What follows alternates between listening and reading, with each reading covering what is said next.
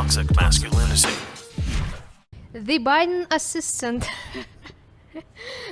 Assistant Secretary of Health advocates for child sex changes. Yeah. Okay. So this is, I think you guys all know who this is. This is a guy who calls himself Rachel. Ah, yeah, that's that. Yeah, Rachel I read Levine. about this. Mm-hmm. The Biden hired the Rachel Levine, Yeah. whose real name is Richard. So Dick Levine is here running things. Let me just read some of this story, and I'll play you some of the video here. Because, okay, so the real issue, I think, with this dude is not that he advocates trans stuff. You'd sort of expect that of this guy. The problem that I have is that he was the secretary of the Pennsylvania Department of Health, and he put all of these old people in nursing homes like Cuomo did.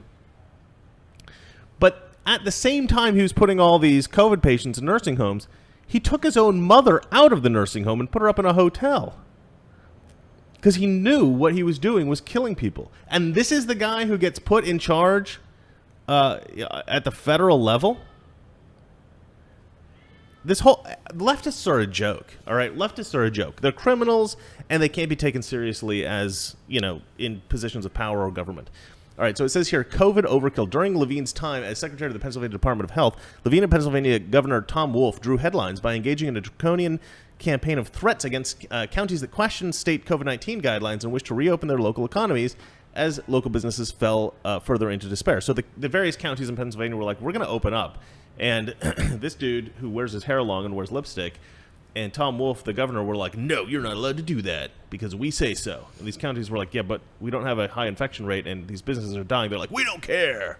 We're Democrats. Our authoritarian rule is final. Additionally, Levine infamously forced COVID-19 patients out of hospitals and into nursing homes and long-term care facilities, exacerbating the spread of the virus to the elderly and infirm, among whom it proved to be most lethal, as we know. Levine repeatedly downplayed this criticism, arguing that it was a necessary part of the state's coronavirus response and that COVID-19 was already present in those facilities. They're already riddled with COVID. Doesn't matter if we throw a couple of other diseased people in there. Why not? Why not? What an a-hole. That's just unbelievable, really. While Levine was actively putting these elderly residents at grave risk, Levine chose to personally play by a different set of rules by quietly removing a parent from a nursing home facility early in the pandemic. He took his mom out and he put her in a hotel. All right, so I'm going to play this video for you. Hopefully I remember to turn the audio back on next time I switch back. Okay. So what if you're a transgender teenager? So what if you remember puberty? Wasn't that fun? Wasn't that a lot of fun? So what if you're going through the wrong puberty? What if you're a transgender young woman, meaning male to female, and now you're getting, your voice is dropping, you're getting bigger, you're getting hair everywhere, and you're growing those tentacles, And what if you're a transgender young man and now you have breast development in periods? It can be terrifying. There's a lot of mental health issues during that time. The previous treatment before these new guidelines came about that's when you're 18 and have a nice life.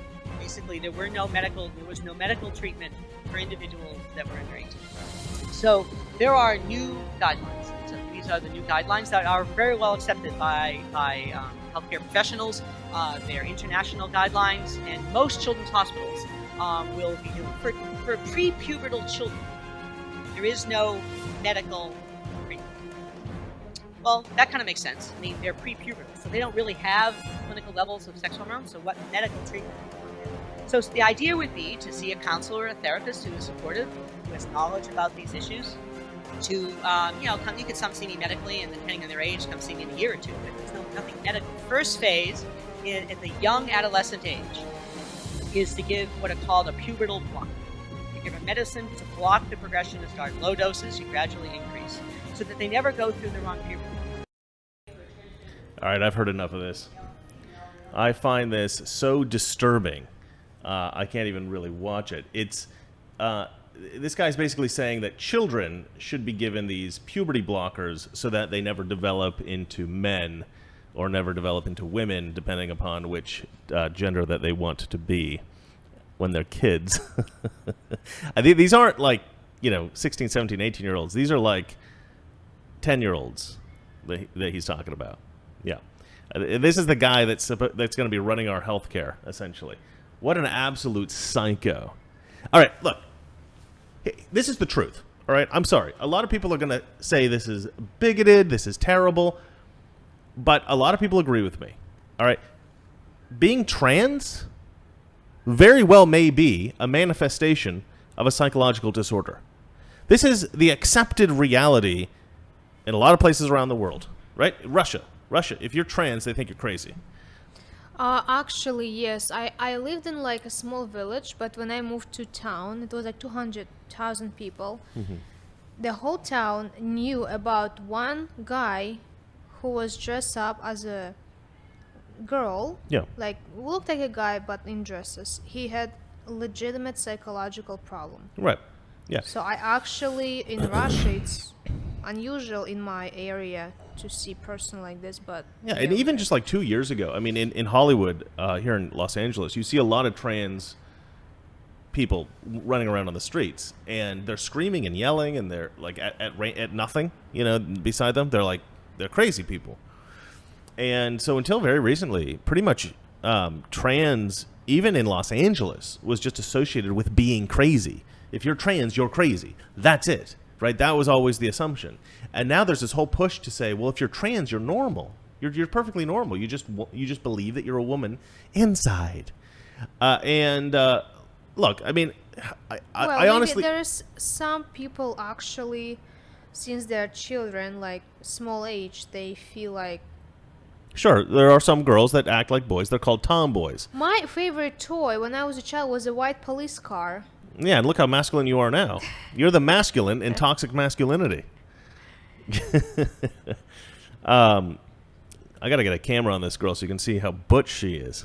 I think you can get it in the voice. You can kind of get it in the voice.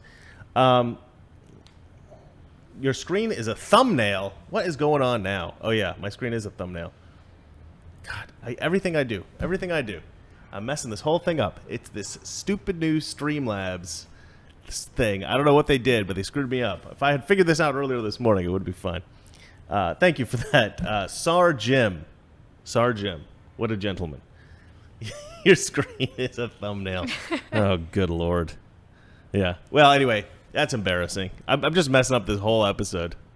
This whole stream. I'm sure they'll forgive you. No, they'll never forgive me. It's over.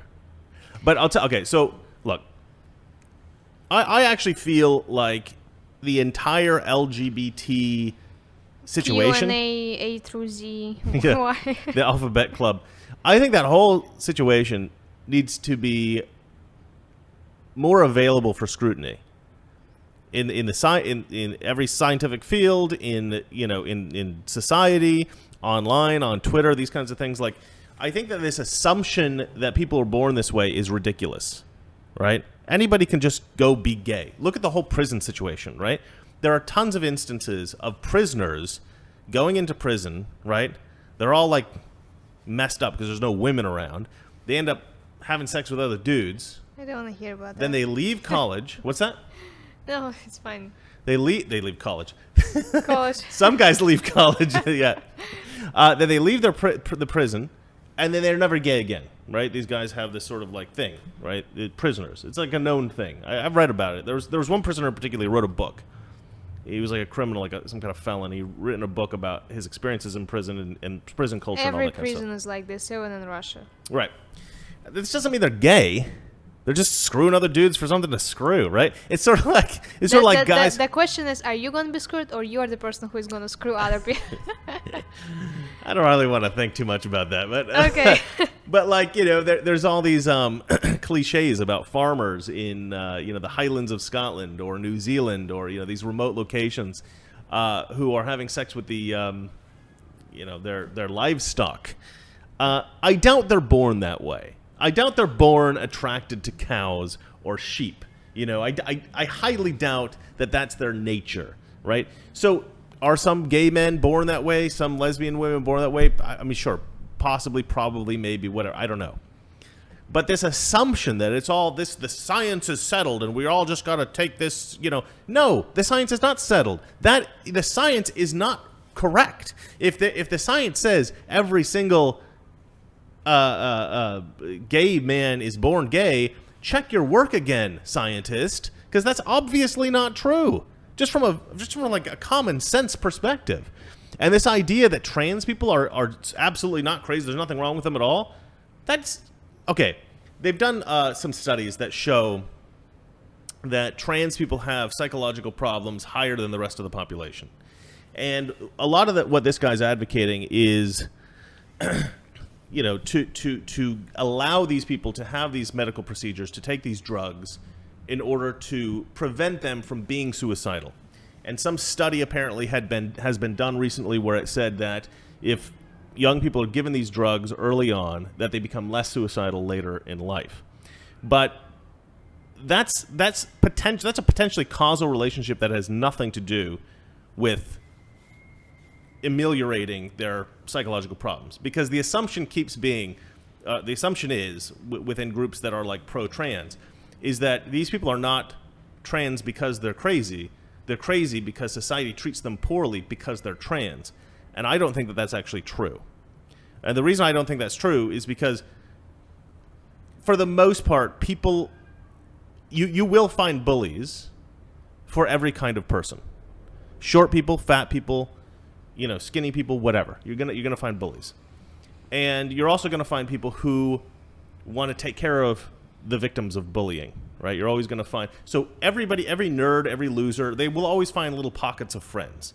Now, sometimes people are alone, they're lonely, they feel like losers, they feel defeated, they need some help, something like that. But that's going to be true across the board. I knew people like that my whole life growing up. And it's not just trans people, but like there is a certain mentality of like, I want to be a victim. And so there's no easily distinguishable way to say I'm a victim if you're just like a normal white kid, right? If you're black, you can say I'm a victim because I'm black. If you're a girl, you can say I'm a victim because I'm a girl, something like that. So if you're just a normal person, you don't have any of these kind of characteristics that will make you, naturally a victim in the eyes of the left. You can become gay, or you can become bi, or you can become trans, or something like that, and then it's obvious you are in a victim class. So I think people are actually drawn to it for that reason. Now, it could be, I think there might be two kinds of trans people, right? The kind of trans people that naturally have something that's so wrong with them that they want attention, or they want to be different, or something like that. And maybe their family does reject them, and those kind of people I think do have major psychological problems. Another kind of trans person I think are the trans people that are encouraged to be trans by their parents. Like we saw like children's videos. You see kids like this, and I mm-hmm. think the youngest trans people are not people with psychological problems. I think the youngest trans people tend to be people who are, who have parents that drive them toward that, who encourage them. So if you have parents that are very encouraging and trying to teach you that trans is normal and putting you in that spot, you probably live in a community that's very far left, people that encourage that sort of thing, and you're not necessarily the kind of person with psychological problems to begin with. So certainly those are the kind of people that are going to get these drugs. And so if you do a test and you look at the people who got the drugs and the people who didn't get the drugs, it may just be that the people who got the drugs are turning out less suicidal because they were less suicidal to begin with. They were more normal people within that group, right? That's my guess about that study.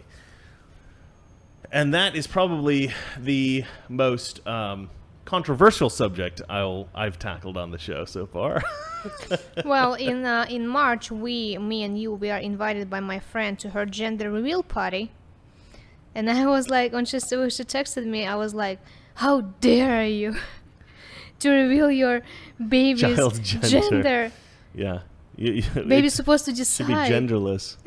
I wasn't invited. Well, now I'm telling you that we are. Oh, okay. All right, I'm invited to a gender reveal party, guys. I never been in one. I've never been to one either. I think John and Marcy had one a while back, but we don't live in Oregon, so we couldn't go. My brother. All right, so let's move on to the next news story. Governor Cuomo's former aide accuses him of sexual harassment. Ah, yes. Lindsey Boylan. Toxic Masculinity. Weekdays, 9 p.m. Eastern, 6 p.m. Pacific.